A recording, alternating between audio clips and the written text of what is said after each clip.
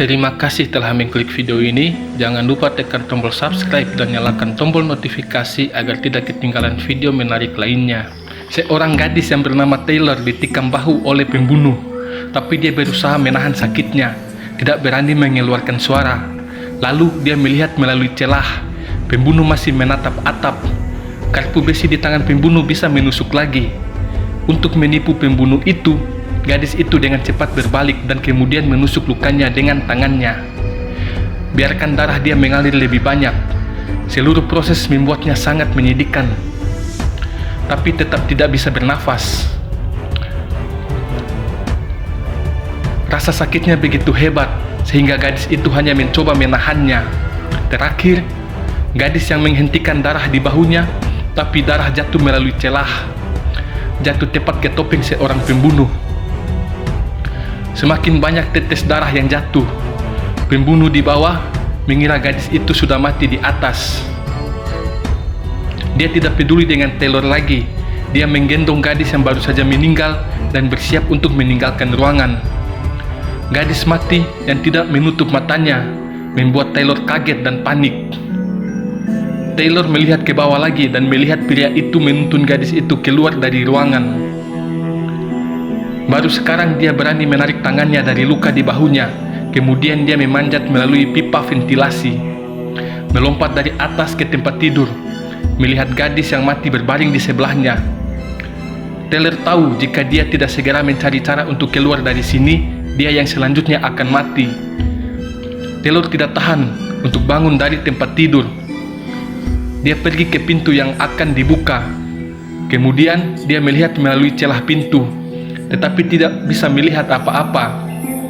Saat berbelok, ditemukan kain yang baru saja mengikat mayat. Ada juga kurung di bawah saluran ventilasi. Taylor datang dengan ide yang berani. Pertama, dia membuka pintu lemari. Di dalamnya penuh dengan gadis-gadis mati. Ambil sisanya, lalu ikat luka di bahunya. Kemudian perban luka di kaki. Akhirnya, dia bangun. Bantu gadis yang baru saja kehilangan nyawanya menutup matanya. Kemudian Taylor memulai serangan baliknya. Pertama dia menarik semua gadis keluar dari lemari, lalu sembunyikan semuanya di sudut tempat tidur. Tetapi ketinggian tempat tidur itu tidak cukup. Gadis yang cerdas kemudian menorong lemari di dekat pintu dan dapatkan lebih banyak kain, ikat semuanya menjadi satu tali panjang.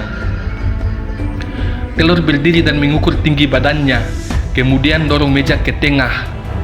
Selipkan di bawah tempat tidur, kemudian ikat kain ke dinding kayu di bawah tempat tidur. Tempatkan kabel kain melalui dukungan saluran ventilasi. Setelah dia selesai, gadis itu menguji kekuatan kainnya lagi. Kekuatan ini benar-benar dapat menggantung orang. Di bawah tanah akan membuat jebakan untuk mengelabui pembunuh. Jadi semua jebakan telah dipasang, tunggu saja si pembunuh menggigit kailnya. Taylor datang ke pintu dan melihat melalui celah. Setelah melihat pembunuh kembali, gadis itu dengan cepat berlari ke tali. Ketika pria itu membuka pintu dan masuk, pembunuh itu pun tercengang melihat gadis dengan tali di lehernya. Dia menutup pintu, ambil 2 langkah menuju gadis itu.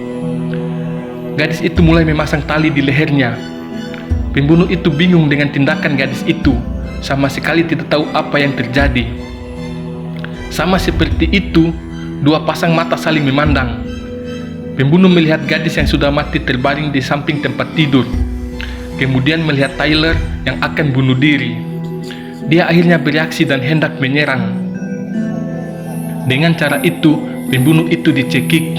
Dia masih ingin meraih pisau di lantai. Tali ditarik semakin kencang. Tempat tidur pun telah dinaikkan.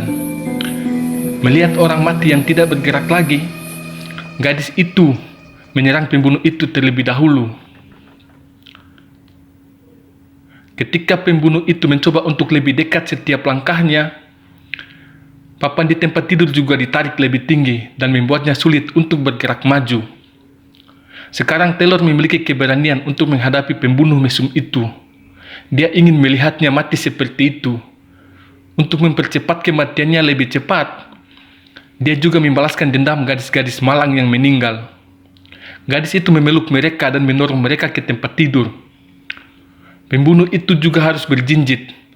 Sekarang gadis itu tidak takut lagi. Dia menempatkan semua gadis di tempat tidur. Melihat bahwa si pembunuh pasti hancur, gadis itu meraih tali dan menariknya. Dan ditambah tarikan gadis itu, pembunuh akhirnya tewas di tangan gadis itu. Dia kemudian perlahan mendekati pembunuh itu dan ingin melihat siapa orang jahat ini. Saat gadis itu melepas topengnya, Taylor tercengang karena pria ini adalah mantan pacarnya. Dia adalah orang yang kaya raya. Dia ingin membunuh semua mantan pacarnya untuk memuaskan penyakit di dalam dirinya. Dan akhirnya, film ini pun berakhir dengan kebebasan Taylor yang hidup seorang diri.